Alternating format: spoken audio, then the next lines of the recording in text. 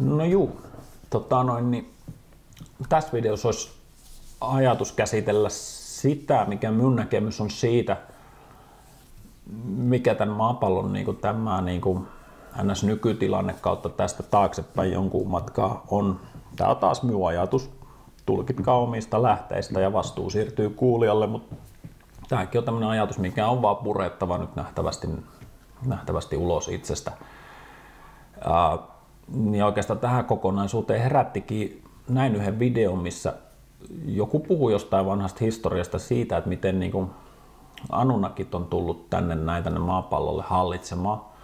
Ja minä olen huono näissä historiahommissa, kun minä olen näitä lukenut mistään oikein näitä juttuja. Nämä on tuosta energiasta muodostettuja käsityksiä, mutta sen takia en jaksa mennä niihin, koska me puhun sit niistä taas ihan läpi ja päähän. Mutta se, että ne on tullut tänne hyvin vahvana korkeavärähteisenä hahmoina ja edustamansa energian myötä, mikä on ollut todella hallitsevaa, ilmeisesti orjuuttavaa ja sellaista vallanhaluista.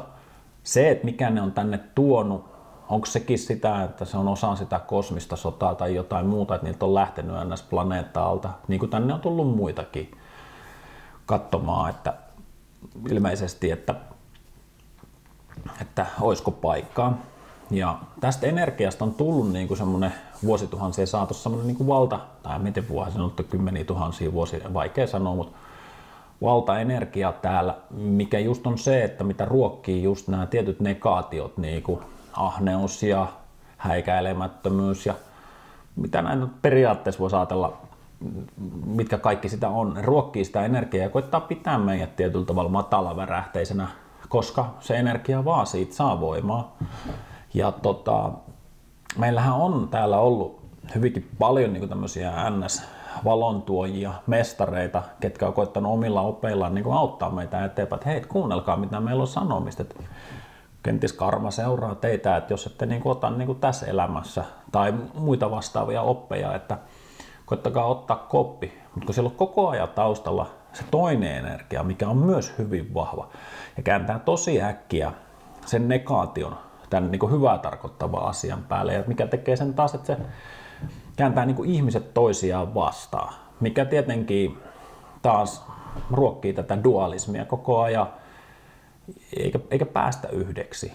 No onhan se selvä, koska tällä negatiivisella energialla ei ole vastavoimaa, mikä on värähtelytaajuudeltaan sama kuin se itse, missä saa mellastaa miten tahtoja. Vaikka nämä muut mestarit on ollut hyvin korkeavärähteisiä ja tuonneet sitä omaa edustamansa energiaa tänne, niin he ei ole kyennyt kuitenkaan laittamaan kampoihin tälle, koska heiltä puuttuu myös se vastavoima. Ja se on tehnyt tämän kaksinaisasettelun nyt tänne maapallolle, mikä on nyt johtanut siihen, niin kuin nyt, kun ei tätä nyt tarvitse seurata kovin kummasti, niin nähdään tämä homma, että mikä täällä tämä tilanne on.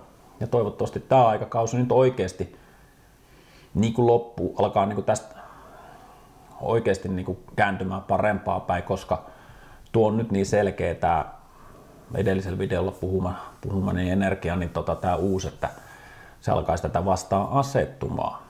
Ja tämä vaan elää meissä. No meissähän elää niin paljon muutakin monia DNA-kierteissä monia eri edustamiamme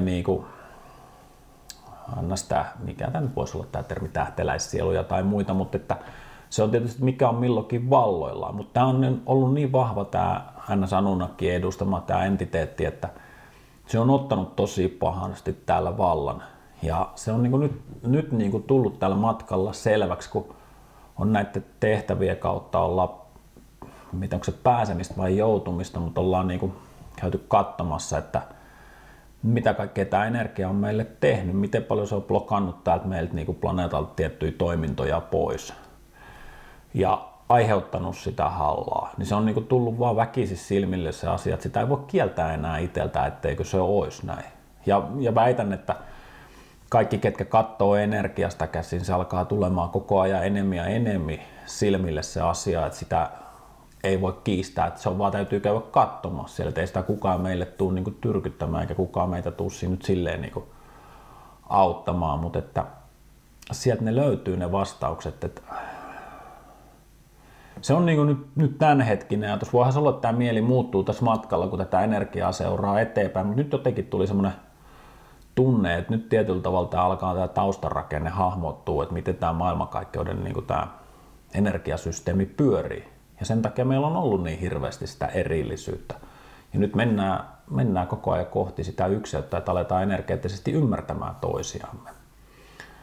Ja siinähän se haaste onkin, että kun se pitää oppia lukemaan sieltä, että se energia on siellä samalla tasolla kuin esimerkiksi ihmisten puheet, että me ymmärretään, että mistä ne kumpuaa. Se tekee tämän toki vähän haasteelliseksi, koska se on vähän se taito unohtunut, kun on ohjattu niin paljon pois siitä, mutta sellaista se on. Mietin, että en tiedä nyt, tässä ei varmaan enempää kannata tästä aiheesta, mitä tää liittyy, ja näihin voi palata aina, eikä mene sitten niin älyttömän pitkäksi nämä videot.